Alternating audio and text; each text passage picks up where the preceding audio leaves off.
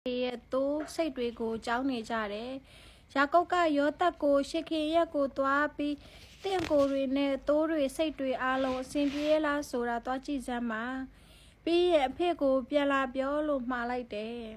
။ယောသက်ကဟုတ်ကဲ့ဖေကျွန်တော်သွားပါမယ်လို့ပြန်ဖြေတယ်။ဒီလိုနဲ့သူ့အဖေကယောသက်ကိုဟေဘရုန်ကြိုက်ဝမ်းကနေလွှတ်လိုက်တယ်။ယောသက်ဟာရှေခင်ကိုရောက်တဲ့အခါဟိုတီတီကြည့်နေတယ်။ဒီလိုဒီဒါကိုလူတယောက်ကမြင်တော့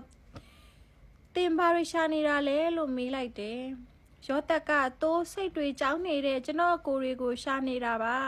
။သူတို့ဘယ်မှာရှိတယ်ဆိုတာကျွန်တော်ကိုပြောပြနိုင်မလားလို့ပြန်ပြောတယ်။အဲ့ဒီလူကသူ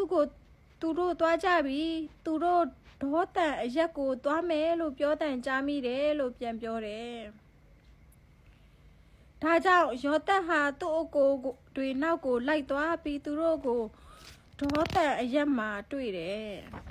။သူတို့ဟာယောသက်ကိုအဝေးကလှမ်းမြင်တဲ့အခါသူတို့တပ်ဖို့ကြံစီကြတယ်။သူတို့ကတယောက်ကိုတယောက်ဟိုမှာအိမ်မက်ဆရာတော့လာနေပြီ။လာကြသူ့ကိုတက်ပြီးရေတွင်းပြတ်ထဲပစ်ချရအောင်။သူ့ကိုတားရဲတကောင်ကကြိုက်တက်လိုက်တယ်လို့လူတိုင်းကိုပြောကြရအောင်။အဲ့ဒီအခါသူ့အိမ်မက်တွေဖြစ်လာအောင်မလားဆိုတာကြည့်ကြရအောင်လို့တိုင်ပင်ကြတယ်။သူတို့ပြောတဲ့စကားတွေကိုရုပင်ကြားတဲ့အခါယောသက်ကိုကယ်ဖို့ကြိုးစားတယ်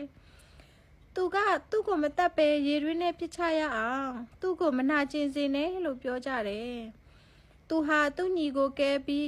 အဖေစီကိုပြန်ပို့ခြင်းလို့ဒီလိုပြောခြင်းဖြစ်တယ်။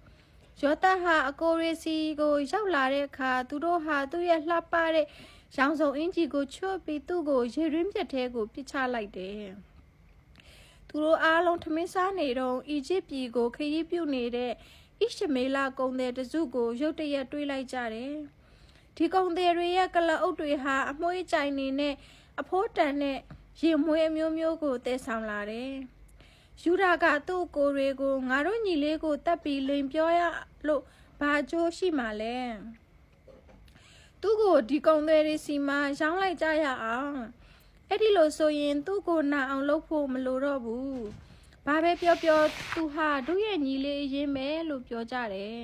။သူ့ရဲ့အဆိုကိုညီကိုတွေကသဘောတူကြတယ်။ကုံသည်တွေသူတို့အနာဖြတ်သွားတဲ့အခါညီကိုတွေဟာယောသက်ကိုတွင်းထဲကဆယ်ပြီးငွေဒင်းက20ပြားနဲ့ရောင်းစားလိုက်ကြတယ်။ကုံသည်များကယောသက်ကိုအီဂျစ်ပြည်ကိုခေါ်ဆောင်သွားကြတယ်လေ။